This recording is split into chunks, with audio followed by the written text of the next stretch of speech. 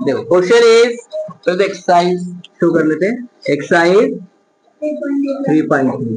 ठीक है, तो question second, consider the following parallelogram, find the value of the unknown X Y Z, और उसका क्वेश्चन नंबर 5 है। तो फाइंड करना है एक्स वाई जेड इस डायग्राम, ये डायग्राम में पैरेललोग्राम है जिसमें अपोजिट साइड क्या होती है, इक्वल। अगर हम पैरेललोग्राम की प्रॉपर्टीज पढ़ें तो उसमें उसके अपोजिट साइड इक्वल होती है, साथ में अपोजिट एंगल आर इक्वल। तो अपोजिट एंगल रहेगा वो भी क्या रहेगा, इक्वल। तो यहाँ एक डायगोनल, ये जो लाइन दे रखी है ये डायगोनल है ना, डॉट वाली जो लाइन शो कर रही है वो डायगोनल की लाइन है, और उसमें एक एंगल जेड यहाँ आ रहा है, एक्स यहाँ आ रहा है, और ये 40 डिग्री है, और एक दे रखा है हमें 112 डिग्री। तो हमें एक्स वाई जेड फाइंड करना है। तो सबसे पहले बताओ कौन सा ऐसा एंगल है जो ऑलरेडी डिफाइन है, पहले से बता सकते हैं। जेड गलत, वाई किस बेस पर, हाँ उसका अपोजिट है।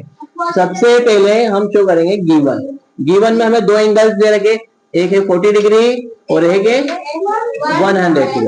ठीक है, ये दो एंगल दे रखे। तो हमने देखा कि ये एंगल 112 और y दोनों एक दूसरे के अपोजिट एंगल हैं, तो अपोजिट एंगल आर इक्वल। तो angle y equal to 112 degree, directly इसको हमने आंसर मतलब एक वैल्यू के रूप में बता दिया, और वहां पर शो कर रहे हैं उसका प्रॉपर्टीज अपोजिट एंगल। कोई डाउट है इसमें?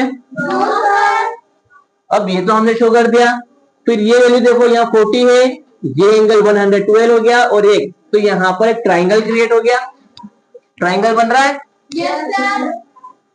तो ट्राइंगल का सम ऑफ एंगल कितना होता है, 180। तो दूसरी प्रॉपर्टी हो जाएगी कि हम इन तीनों एंगल को लेकर ट्राइंगल का सम ऑफ एंगल वाला फॉर्मेट ले लेंगे जिसमें वैल्यू 180 होती है। तो वैल्यू क्या आ जाएगी, देखो X, angle X plus angle Y plus 40 degree equal to 180 degree. ये एंगल ये सिर्फ ट्राइंगल के सारी वैल्यू ले ली, क्या उसमें z और 112 भी ऐड होगा? नहीं, क्यों? वो ट्राइंगल से बाहर है। हम जो ट्राइंगल की बात कर रहे हैं वो ये वाले ट्राइंगल, इस ट्राइंगल का सम ऑफ एंगल ले रहे हैं, तो सारे एंगल्स इसमें प्लस हो जाएंगे। तो sum of all angle in triangle is 180 degree, है ना। अगर हम इनको सबको प्लस कर लें तो 180 होगा। तो इसका रिजल्ट क्या लिखेंगे,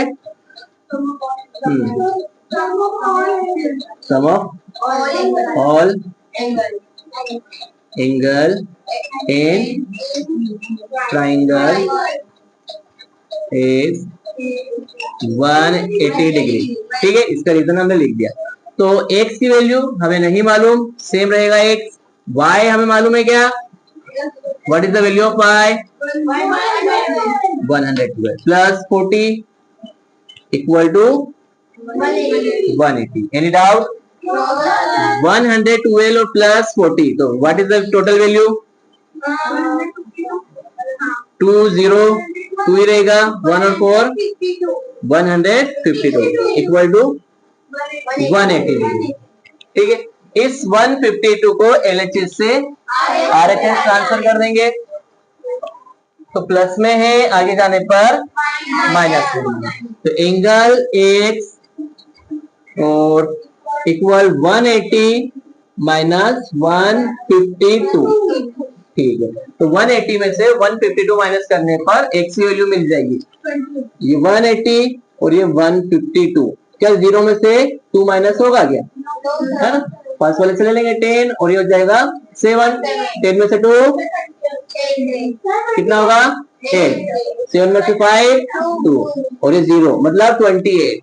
तो angle x is equal to 28 degree.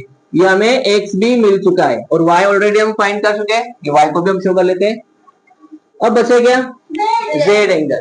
तो यहां ध्यान दो, ये एंगल और ये एंगल कुछ कनेक्शन है इसका, देखो मैं आपको शो कर दूं,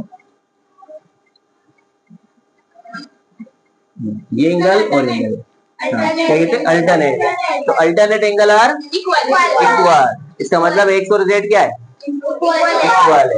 तो हम वही शो कर देंगे, angle x equal to angle z, उसका रीजन है alternate angle. Alternate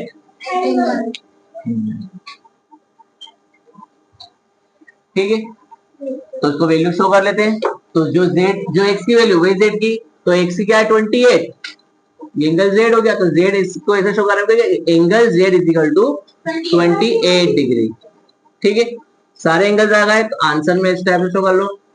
x is equal to क्या था x की वैल्यू 28 और y is equal to 1/12 and z is equal to 28. Any doubt? Easy question है? Okay. चलो कंप्लीट।